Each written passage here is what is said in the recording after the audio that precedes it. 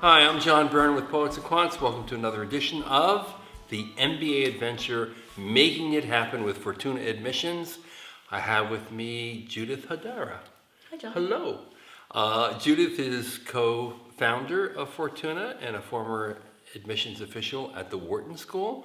And we're going to talk about deferred admissions programs. The most famous of them all was 2+2 at Harvard Business School.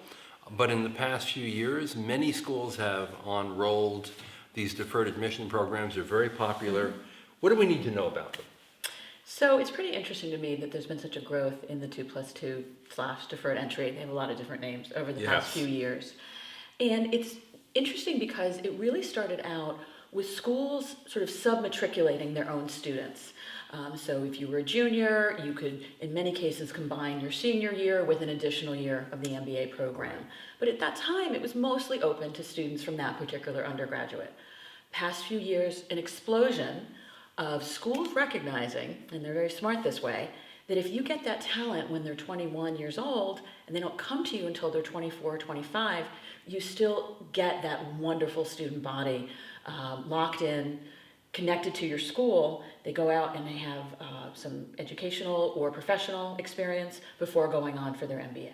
And I remember when Harvard first did it, the intent was to dangle business education in front of people who might otherwise go to med school or law school, and also to get more STEM graduates into the MBA pipeline. Is that a purpose as well for many of the schools or not? So when you think about it, a lot of folks that are leaving undergrad, assuming they're 20, 21 years old, they're automatically thinking about graduate school. And you're right, medical school happens almost immediately after undergrad, as does law school.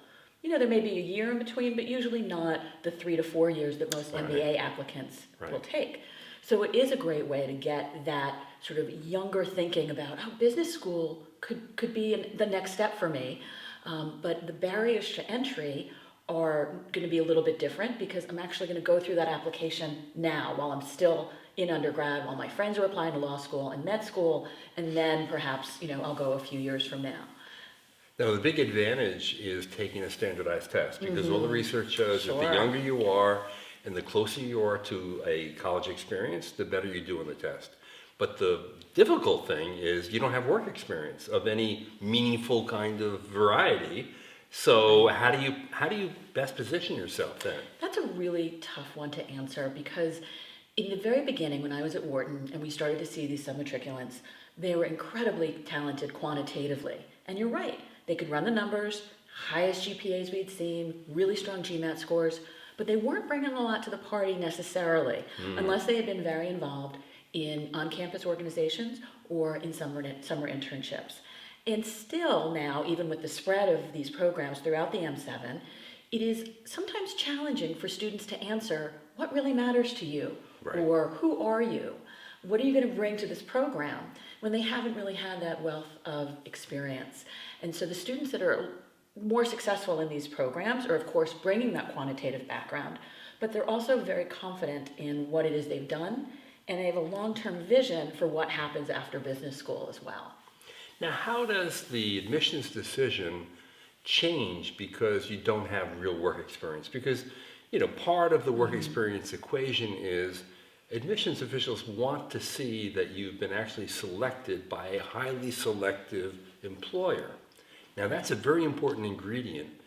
What replaces that in these decisions? In many cases, these students already have their next job lined up. So they know when they're graduating that they're going to be working for McKinsey, for example, or Goldman, or they're going to be working for the Unified School District of Los Angeles.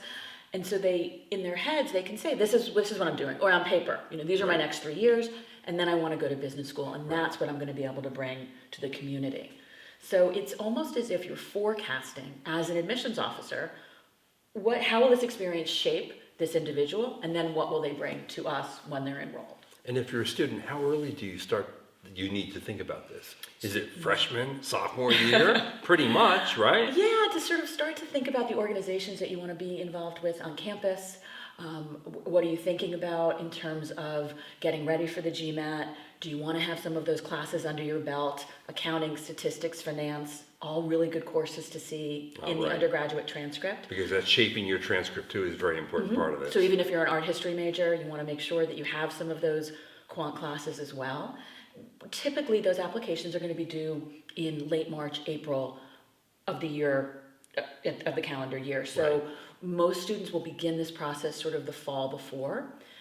The questions are out and they begin to sort of think about, well, how do I want to position myself for eventual application to these schools? So the good news is start thinking early, shape your transcript. Unfortunately for the poets, you got to take quant courses. You got to show you're doing more than basket weaving and opera singing or appreciation for opera. Judith, thank you. Thank you. This is John Byrne with Poets and Quants. You've been watching the MBA Adventure, Making It Happen with Fortuna Admissions. Join us for other episodes.